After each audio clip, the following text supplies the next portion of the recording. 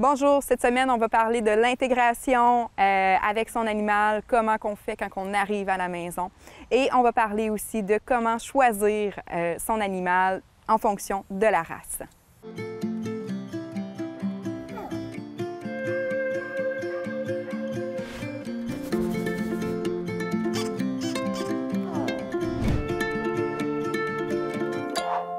Bon, mais bonjour. Aujourd'hui, on va parler de comment adopter un chien.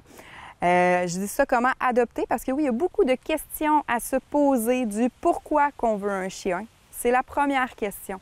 Est-ce que je le veux pour le travail? Est-ce que je le veux parce que, en fait, je veux donner de l'amour puis de l'attention à un chien? Est-ce que, en fait, je le veux pour mes enfants? C'est pas nécessairement pour moi. Je veux l'intégrer dans mon quotidien. Donc, il y a vraiment plusieurs sphères. À partir de là, de se poser la question du pourquoi, c'est aussi de dire, qu'est-ce que je vais faire avec mon chien? Est-ce que mon horaire au quotidien me permet d'aller prendre une marche 2 heures dans ma journée? Okay? Parce qu'à par la suite, à répondre à ça, évidemment qu'il faut y aller aussi avec des races qui vont convenir avec notre quotidien. Adopter un carlin versus adopter un husky, c'est 2 choses complètement différentes. Si je suis quelqu'un qui est proactif, quelqu'un qui court, quelqu'un qui fait du sport, quelqu'un qui bouge, qui veut apporter son chien partout, un husky, winner, ça va être parfait. Un carlin, dans des grosses températures justement qui fait chaud, écoutez, une marche de 15 minutes dans sa journée avec un beau petit casse-tête, avec des glaçons, tout ça, ça va être en masse. Donc, c'est 2 choses complètement différentes aussi. Il faut beaucoup se questionner sur notre quotidien, puis après ça, aller se renseigner sur les races. Je dis toujours que le domaine des races, c'est un métier. La façon de comment savoir quelle race qui me conviendrait, à ce moment-là, c'est de se dire qu'est-ce que le chien a fait dans l'histoire avec les humains.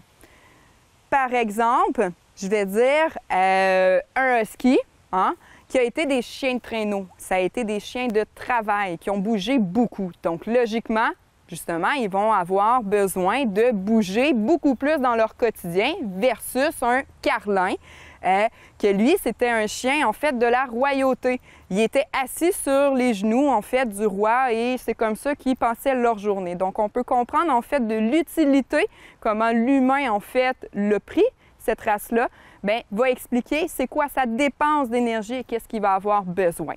Si vous êtes une personne aussi qui aime sortir à l'extérieur de la maison, il faut toujours penser aussi, est-ce que j'ai quelqu'un de mon entourage ou est-ce que j'ai une garderie d'où je peux faire garder mon chien? Une grande question à se poser parce que des fois, moi, je vois des gens qui vont se limiter de sortir parce que justement, de laisser un chien tout seul à la maison, en fait, je vais vous dire, ça se fait pas. De partir travailler, de le laisser pour partir travailler quelques heures, winner, c'est correct, OK? Il faut juste le faire dépenser, mais on ne peut pas partir pendant des jours et le laisser à la maison. Donc, c'est aussi ça de se questionner en fonction de la race. D'apporter un husky avec soi n'est pas pareil aussi que d'apporter un caniche avec soi. Donc, toujours de regarder aussi, dire est-ce que finalement, moi, je veux apporter mon chien avec moi ou non? Dans mon entourage, justement, est-ce que j'ai du monde que je peux contacter? Vous pouvez aller sur Facebook. Il y a un groupe qui s'est créé dernièrement qui s'appelle la Communauté d'entraide d'animaux. C'est des entrepreneurs de la région qui ont décidé de partir ça pour en fait permettre aux gens une plateforme d'échange entre la communauté. Que ça soit justement pour garder son animal, que ça soit pour faire une promenade, que ça soit dans le volet que j'ai besoin d'aide pour faire de l'éducation avec mon animal, en fait, cette plateforme-là va permettre de faire des demandes pour que les gens puissent répondre. Alors voilà, si c'est quelque chose qui vous intéresse, allez sur Facebook pour vous abonner sur ce nouveau groupe. Maintenant, on va parler de comment intégrer en fait notre animal à la maison. Parce que oui, c'est effectivement important de se questionner, de dire comment je vais faire cette intégration-là parce que c'est un choc, on va se le dire, pour votre animal, d'arriver dans un nouvel endroit, nouvelle atmosphère, d'apprendre à vous connaître. Moi, je dis toujours que la clé de la réussite aussi, c'est de construire un lien de confiance, mais c'est sûr qu'au début, vous ne l'avez pas, ce lien-là. Juste l'environnement, c'est quelque chose de stressant pour lui. S'il a déjà été adopté aussi ailleurs dans d'autres familles, que vous n'êtes pas sa première famille, juste le fait de se déplacer et de se rendre à un nouvel endroit, parfois, l'animal va déjà avoir peur, va déjà stresser en se disant ça se peut finalement que je change du tout pour tout et il y a vraiment un stress qui augmente. Alors, c'est un petit peu dans l'idée de descendre en fait ce stress-là le plus possible. Si vous avez la chance de pouvoir en fait prendre votre animal une fois de temps en temps et de déjà l'apporter et de le ramener à l'endroit où il habite, par exemple, ça, c'est quelque chose de bien. Ou aussi, si on va à la SPA, un refuge, d'aller le voir avant l'adoption régulièrement pour déjà commencer à créer un petit peu ce lien-là. On peut apporter quelque chose de la maison aussi pour le faire sentir. On va en fait cacher de la nourriture dans la maison pour justement rendre ça agréable, d'aller sentir un peu partout. On peut limiter aussi des pièces, par exemple un 3 jours, OK, de dire, bon, moi, je veux pas qu'il aille dans la salle de bain, alors je vais fermer la porte, je vais limiter. Plus que vous faites découvrir à votre chien un endroit qui est restreint, plus que ça va être sécurisant pour lui.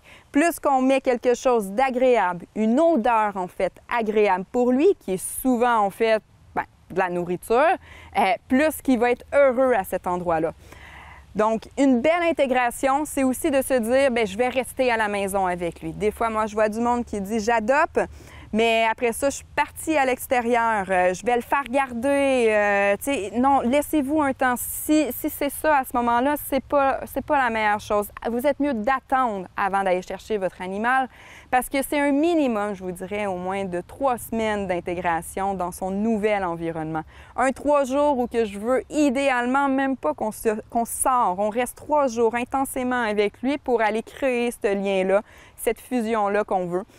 Des fois, la vie ne nous le permet pas, mais on essaye au maximum de faire ça. 3 jours rester à la maison avec lui, 3 semaines sans dire qu'on part à l'extérieur pendant quelques jours et on ne le fait pas garder. Au moins qu'il connaisse son environnement. Donc ça, c'est quand on intègre un chien aussi à l'intérieur.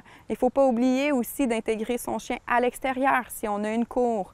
Donc c'est important aussi d'y aller à tous les jours dans la cour. C'est important aussi d'offrir un environnement routinier pour votre chien, pour le sécuriser. Donc, si on a besoin de faire une marche, allez-y avec votre marche tout le temps le même trajet. OK? Encore là, au moins un 3 semaines. C'est quelque chose qui va le rassurer parce qu'il va apprendre à connaître son environnement, l'entourage, le voisinage. Donc, à la capsule cette semaine, on va parler des bacs à litière. Ce qui est important à savoir à la maison, c'est que le nombre de bacs dépend en fonction du nombre de chats. Donc, si vous avez 2 chats, il vous faut 3 bacs. Ce qui est très important à savoir avec notre chat, c'est qu'il a 4 critères de confort concernant la litière. Le premier critère de confort est le bac en soi. Donc, ce qui est important à savoir, c'est que le bac doit être assez grand en fonction du museau du chat jusqu'au bout de sa queue.